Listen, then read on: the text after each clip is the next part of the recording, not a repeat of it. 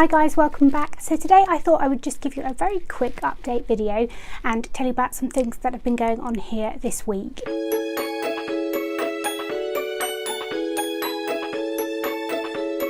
So last week, I planted up my onion sets, and as you can see they are starting to shoot and poke up through the soil.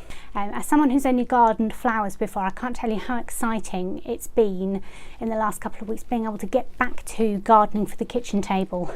I haven't experienced the overwintering process before, only growing annuals, and it's been really tedious not being able to be outside growing things to eat during the winter.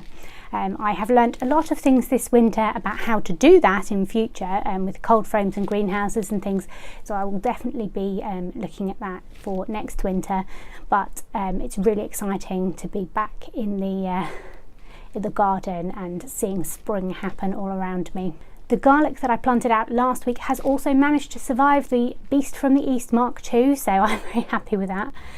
2 days after I planted it out, we got inundated with snow again, but thankfully garlic likes a cold spell, so that should have actually just been good for the plants. So my potatoes that I've got chitting in the cupcake trays are also doing really well, and I just got down the vinegar that's fermenting on top of my refrigerator, and that seems to be doing really well too. So when I stir it, which I've been doing regularly, it fizzes very obviously, and the smell coming off it is definitely vinegary.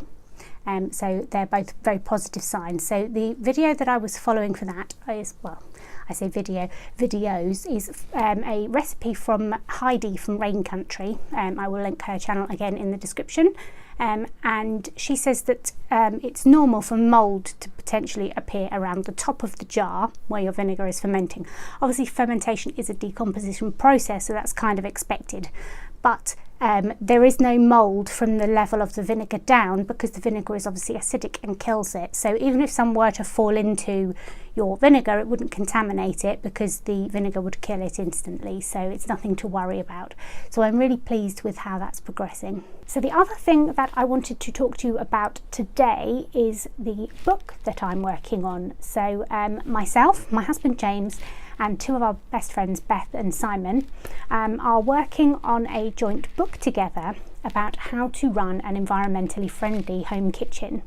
So Beth and Simon were actually the people who introduced us to this whole idea several years back when they went vegetarian, and talked us through the reasons why they'd made those decisions. We then went away and did our own research and decided that we agreed with them and went vegetarian too.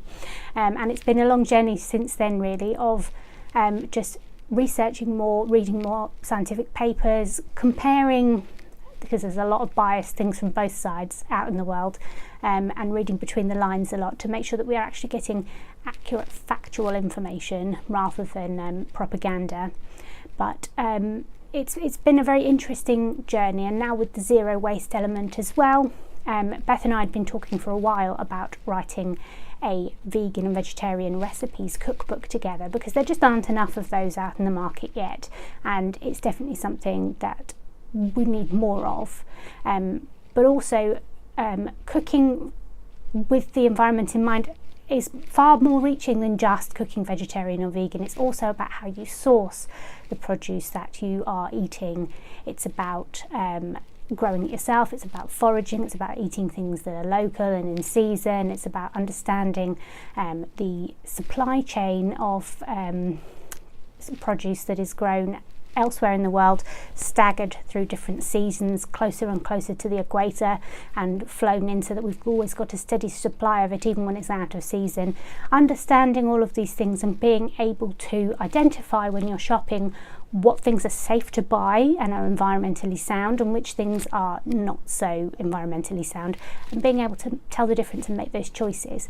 And so Beth and I had been talking about it for a while. Simon and James are both also very good cooks, and Simon cooks an awful lot of vegan dishes, so the idea sprung from there. I've got 4,000 words of mine down so far, but just watch this space and we'll give you more information on this project as and when it becomes available. But I thought I would just share it with you because it's exciting and it makes me happy. happy. So yeah, that's my update. So remember, if you would like to learn more about how to live well for less, or to reduce plastic in your life, or if you would like to learn more about our book that we are writing on how to run an environmental home kitchen, then make sure you hit that subscribe button so you don't miss a single video. If you want to have a look now at how I manage our environmental monthly grocery shops, then make sure that you check out the video that I will link here.